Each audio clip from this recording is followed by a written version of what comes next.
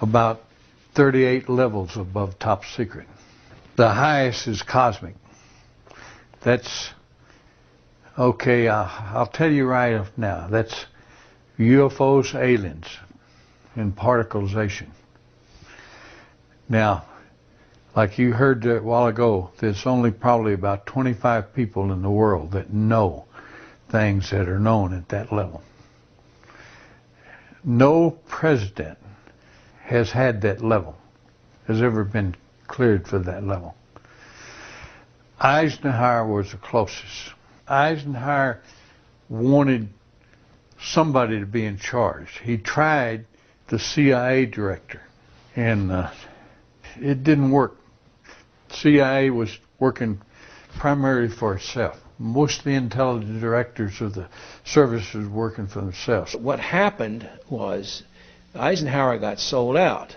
I think that he realized that all of a sudden this matter is going into the control of corporations.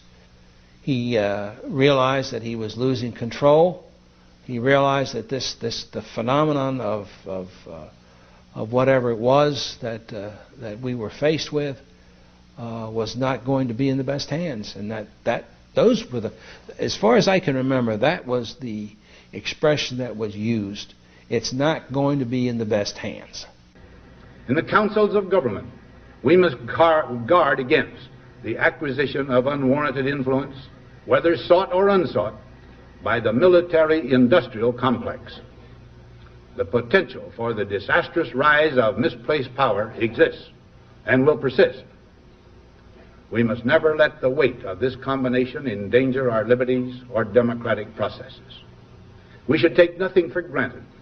Only an alert and knowledgeable citizenry can compel the proper meshing of the huge industrial and military machinery of defense with our peaceful methods and goals. And so it was organized under the name the NRO. You couldn't mention NRO. NRO, National Reconnaissance Office, basically run by the Air Force.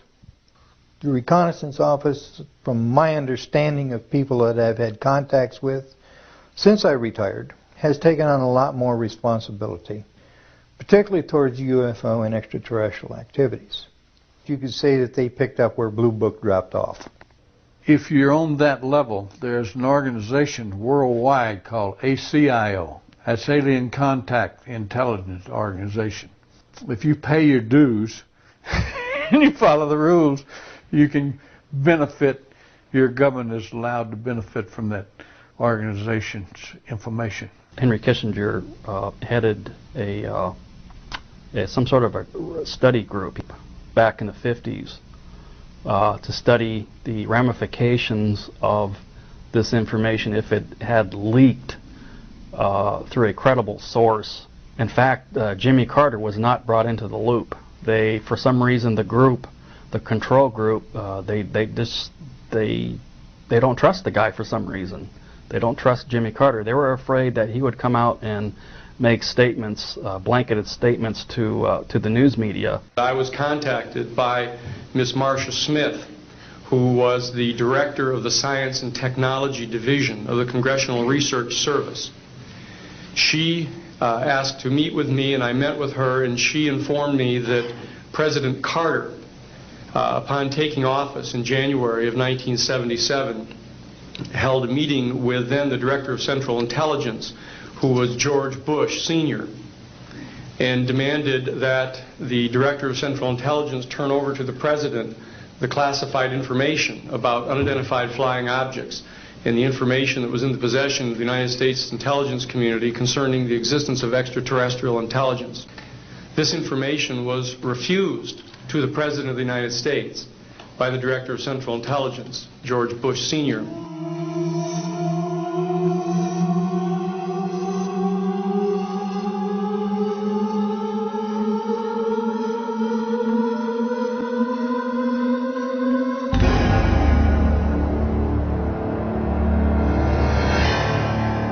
Told us we could not talk about this to anyone, including any of the other crews, our our spouses, our family, even amongst each other. So we could not discuss this at all.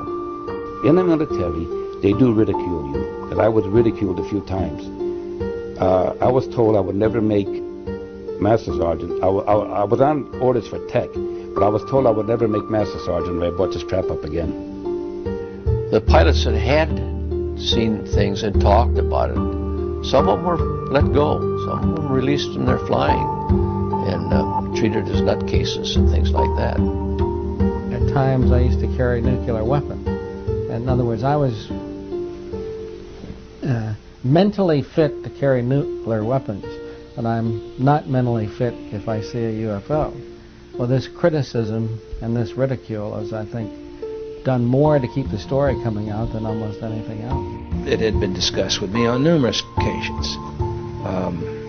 Talked about what could happen to me militarily and what could happen to me even if I discussed this as a civilian. That subject just was dropped.